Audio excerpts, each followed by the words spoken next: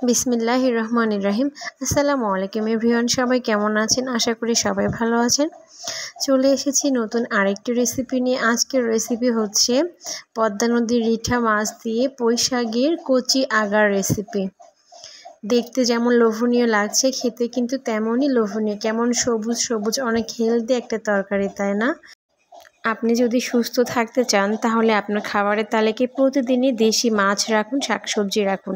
আর এরকম রেসিপি হলে তো কোনো কথাই নেই, একসঙ্গে দুইটা কাজই হয়ে যাবে।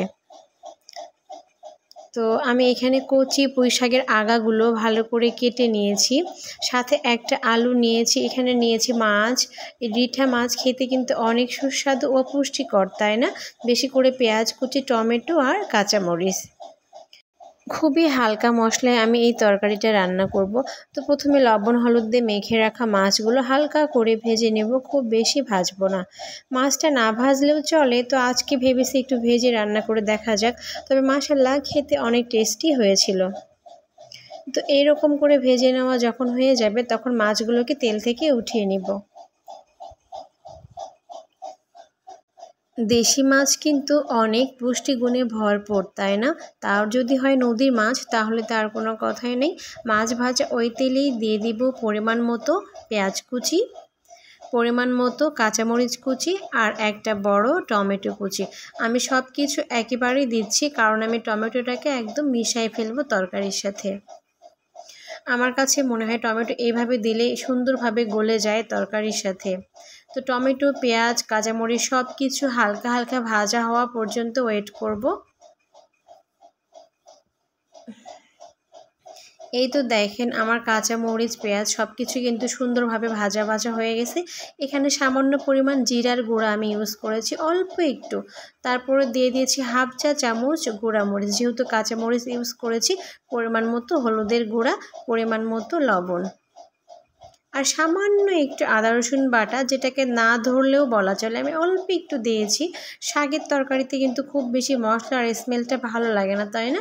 তারপরে পরিমাণ মতো পানি দিয়ে মশলাটাকে অনেক সুন্দর করে নাড়াচাড়া করে মিশিয়ে নিব।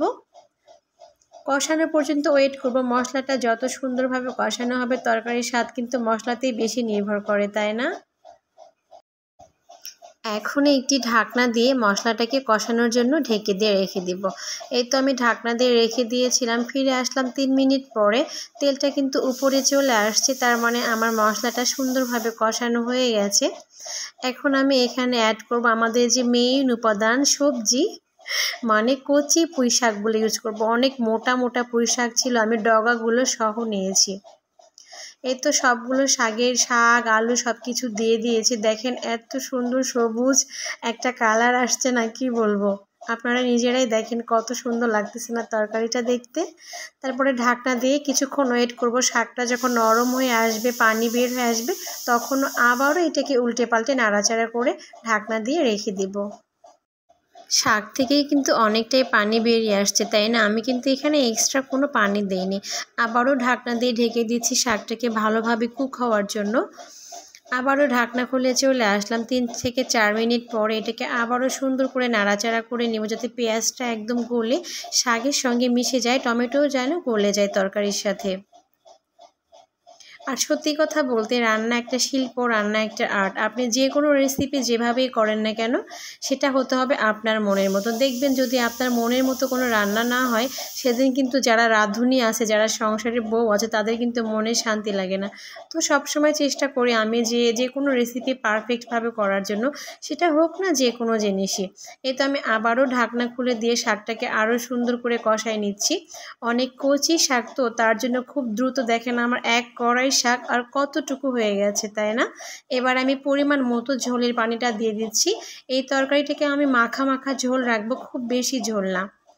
তারপরে ওয়েট করব বলক আসা পর্যন্ত। যখন বলক এসে যাবে তখনই আমি আগে থেকেই ভেজে রাখা পদ্মা নদীর রিঠা যে মাছটা রেখেছি সেটা দিয়ে দিব। এই তো মাছগুলো এখন অ্যাড করে দিচ্ছি এক এক করে।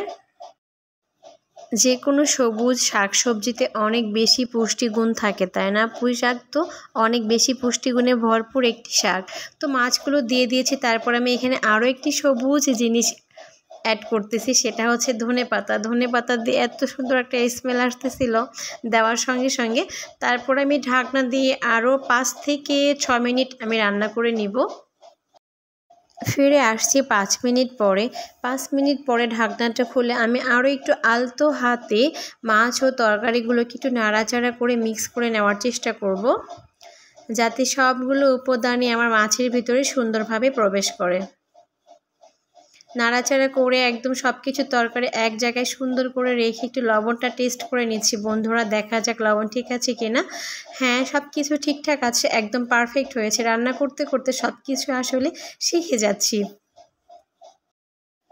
তরকারিটা আমার প্রায় হয়ে আসছে। এই অবস্থায় আমি এখন চুলাটা বন্ধ করে দিয়েছি অলরেডি। এই তো এখন হালকা মাখা মাখা ঝোল আছে, আমি এইরকমই ঝোল ঝোল রাখবো। গরম গরম ভাতের সাথে এরকম দেশি মাছ আর পুঁই শাকের ঝোল হলে আর কি চাই বলুন বন্ধুরা। সবাই ভালো থাকিও। আল্লাহ হাফেজ।